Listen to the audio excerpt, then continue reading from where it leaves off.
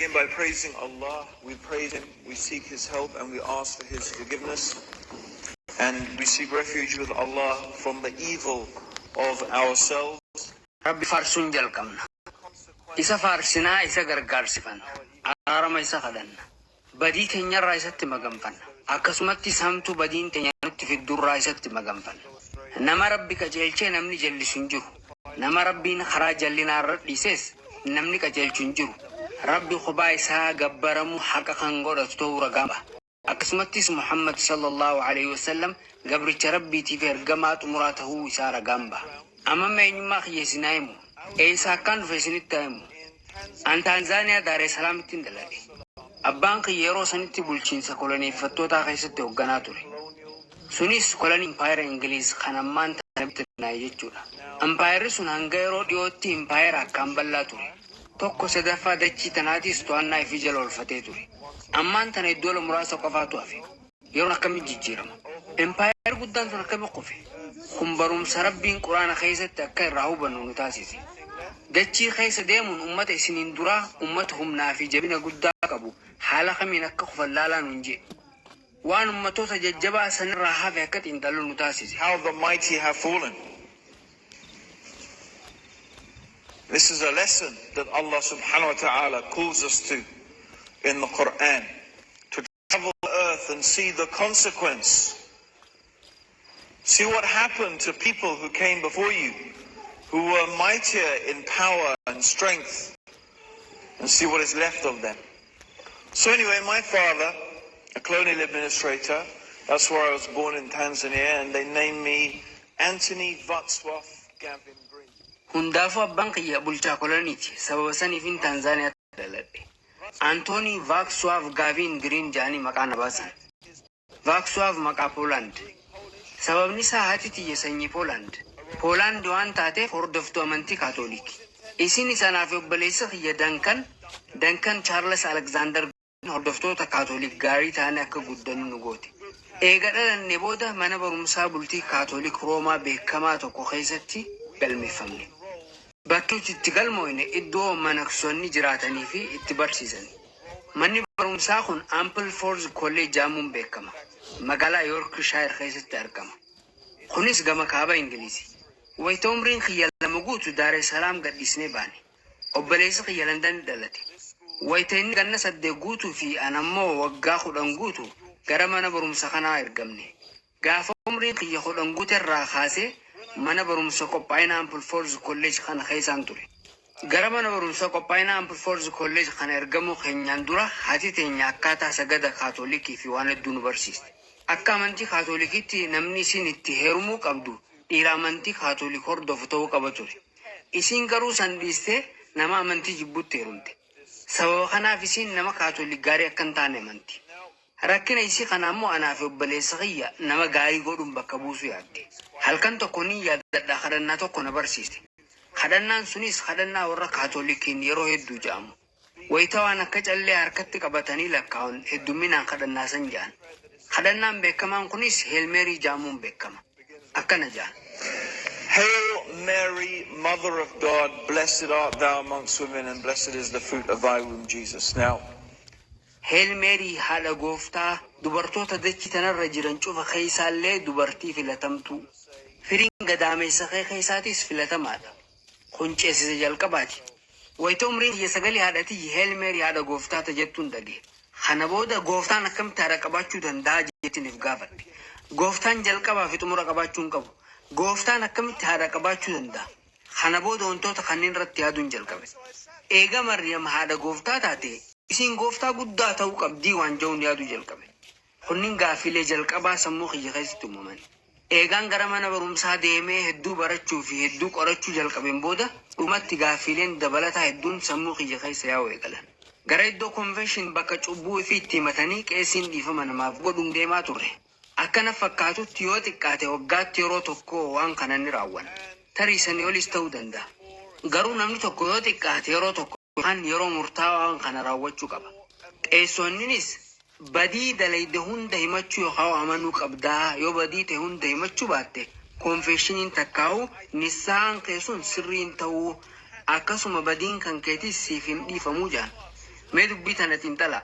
Manni barumsaa kan ijoolleeti. Ijoolleen achi keessa barattu umriin isaanii 10 takkaa 19 ta'uu danda'a. Ijoolleen xixiqqoon tunniin badii isaanii hundanii himatu jettanii yaaddu. Sanirraa namoo wanti ajaa'iba badii teenya namoota nu hooggananitti himachuu keenya. Isaantu nu to'achuu jira. Inumaan achi booda wanti kun waan nu basaasuudhaan to'annaa ifii jala nu galfachuudhaaf shira xaxaa jiran jeetii yaadu eegale. Kana booda maaliif jeetiin gaafadhe. Badiin dalagasitti dhufee himachuun kiyya maaliif akka barbaachisee boonaa himi maaliif qajeela gooftaan akka dhiifama naaf godhuun gaafanneen jeen. Akka Yesus barsiisetti akka macaafa qulqulluutti kitaabni duraan jiru akka himutti Yesus Kiristoos abbaa keenya jechuu qabdan jee barsiise. Abbaa keenya samii jiru maqaan kee qulqullaa'u mootummaan kee dhuftu akkuma samii gubbaa jiru dachii irrattis waan balleessine nu dhiisii warra nutti balleessaniifis dhiisii jallinarraa nutiisii badii keessattis nu dhiisiin waliigallee kadhannaan jiru isa kana. Ceesisa biroo keessatti maqaa abbaa ilmaa hafuura qulqulluu kan jiru bakka itti dabalan qabu. Sun waan kitaaba keessa jiru miti. Itti dabalaniiti. Qajeela wangeela ilaaltan abbaa keenya kan jirutu jira. Abbaa keenya wayita jettu badii raawwatte hundaaf gooftaa dhiifama gaafataa jirta. Dilii teesis jechuudha. Kanaafuu akkamitti gara qeesii tokko dhaquun dhiifama akkanaaf godhu isa gaafadha. Waan isaan naan jambeetu yoo gooftaa gaafachuu barbaadde gaafachuu ni dandeessa. Garuu gooftaan si dhagaa jiraachuu isaa beekuu hin dandeessu naan jaan. Waliigallee kanaafuu rakkoo jabaatu na mudate. Wanta kanarratti rakkoo jabduu mudate. Barsiisaa bataskaanaatiinis waliigaluu hin dandeenye. Dabalataanis rakkoo akkaan jabaa tokkos ni qaba. Sunis dhimma gooftaan nama ta'etu. Waa'ee kanaa waan xiqqoo isin ibsuun barbaada. Wayita umriin kiyya 11 ta'u abbaan kiyya Masritti dalagaa argate. Dhaabbata Barclays kan Kaayirootti argamutti hoogganaa olaanaa ta'ee muudame. Magaalaa Kaayiroo keessatti baankii Barclays bananii turan. Waggoota itti aanan 10f ayyaanni yoo jiraates achiin dhaqa. Ingilizitti barumsaan baradha. Ayyaanaaf ammoo gara Masriitiin deema. Warroonni lixaa waan takka irratti nu amansiisanii jiran. Wanti isaan irratti nu amansiisan gammachuu fi qabeenyi wal qixaa jecha jettu. Yoo gammadaa ta'uu barbaadde, yoo jiruu gammachuu jiraachuu barbaadde, maallaqa si barbaachisa. Sababni isaa yoo maallaqa qabaatte makiinaa gaarii bitatuu dandeessaa, televezyiina gaarii qabaachuu dandeessaa, filmoota ni ilaaltaa, ayyaanaaf gara biyya biraa deemtaa. Wantoota kanneen hunda ni bitattaa nuun jaan. Jireenya kee gammachuudhaan dabarsuudhaaf wantoota kanneen hundaatu si barbaachisa. Umrii keenya guutuu wantoota kanneen nu himaa turan. Garuu dhugaan jirtu sanii miti. Ejjitiyyaas dhimma kanaaf naa banamte. Waayitaan gara mana barumsaa deebi'ee deemu gaafileef gaafachuun jalqabe. Akkasumas dhugumatti manni barumsaa na jibbisiisuu isaafumaan dubbachaatiin ture. Keessattuu mana barumsa bultiin jaalanne. Waan hundarraa maayiloota hedduu fagaadhee gadaamii Yoorkishaayir keessa maaliif akkaan jiraachaa jiru beekuu hin dandeenye. Nama hundarraa illee fagaadheetiin bakka kana jira. Maaliif? Wanti kun hundi maaliif ta'ee jeetiniif gaafadha. Jireenya Masri ammoo haalaan jaaladheetiin ture. Wayitaan gara Ingiliz deebi'u ammoo maaliif hin jaa. Bakka kanatti gaafilee garaagaraa gaafachuun jalqabe. Haayyoon jiraachuudhaa maali? Maaliif asitti argamne? Sababa maaliifii uumamne? Wanti kunniin hundi maal jechuudha? Jaalala jechuun maal jechuudha? Jiraachuun maaliif? Taa'ee waan kana xiinxaluun jalqabe. As gara mana barumsaa wanti hin dhufeef jabaadhee hojjechuudhaan qabxii gaarii argachuudha. Yoo san gara yuunivarsiitii gaarii deemee digirii gaarii argadha. Itti aansuudhaan dalagaa gaarii argadhee maallaqa hedduu argachuu hin danda'a. Kanaafuu wayitaan guddadhee fuudhee ilmaan argadhu. Anis deebisee ijoollee tiyya garuma mana barumsaa qaalii kana erguu hin danda'a. Isaanillee jabaatanii hojjechuudhaan digirii gaarii argatanii dalagaa gaariis qabaatanii wayita ijoollee argatan maallaqa gahaa ijoollee isaanii gara mana barumsaa sanii ittiin ergan argachuu danda'an. Waliigallee wanti ni nan yaade kana haayyoon jireenyaa isa kana jeetiniif gaafate. Lakki haayyoon jireenyaa isa kana jechuu amanuu hin danda'uun hin jedhe. Kanaafuu deebisaa gaafii tanaa barbaaduun jalqabe. Deebisaa barbaaduudhaaf ammoo bakkarraa bakkatti deemuu osoo hin taane taa'eetumaan yaaduu jalqabe. Qorachuun jalqabe. Amantiiwwan kaawwanis ilaaluun jalqabe. Haayyoon jireenyaa maal akka ta'e amantiin hubannoo xiqqoollee taatu naa kennu yoo jiraate jeetiin barbaadu eegale. Wayita umriin kiyya 19 guutu wanti jabaan tokko na mudate. Wayitaan boqonnaadhaaf gara Masrii deemu san waggaa 10 keessatti nama tokko qofaatu dhimma islaamummaa irratti haasa'u gaarii na waliin haasa'e. Awwaa'ee amantii kaatoolikii irratti gaaffilee hedduun qaba.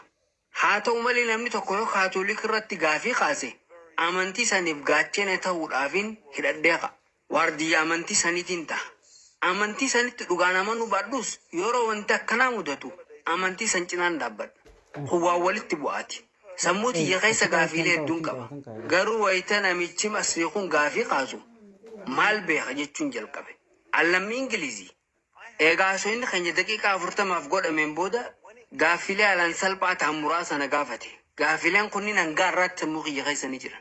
Namni kun Iyyasuus gooftaadha jettee amantaa naan jedhe hin jeen. Itti aansuudhaan Iyyasuus masqala irratti du'ee jira jettee amantaa naan jedhe hin jeen. Kanaafuu gooftaan du'ee jira jettee amantaa kanaan jedhe. Wayita inni akkas jedhu waan Maayik Taayisan dhufee boksiin fuula keessa nadhee na fakkaate. Haalaan ajaa'iba natti.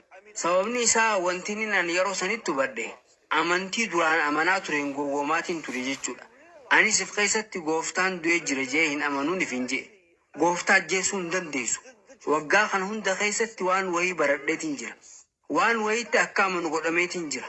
Wantoota kanneen barsiifamaa ture. Garuu yeroo hunda gammachuun natti hin dhagahamu. Garuu nama tokko qofaatu dhufee waan sammuu kiyya keessa deemaa ture hunda na keessaa baase. Jechoota salphaan rakkoo kiyya hunda naaf qulqulleesse. Laal yoo kana amantee yoo kanatti amantee sanitti amanuu qabdaa naan jedhe. Wanti inni naan hubadhe gooftaan du'uu isaatti amanuu dhabuu kiyya. Garuu maal akka ta'e beektu waan kana isatti himuun barbaadu. In clear, simple terms. Look, if you believe this and you believe this, then you must believe that. And I realized that, no, I didn't believe that. But you know what? I wasn't going to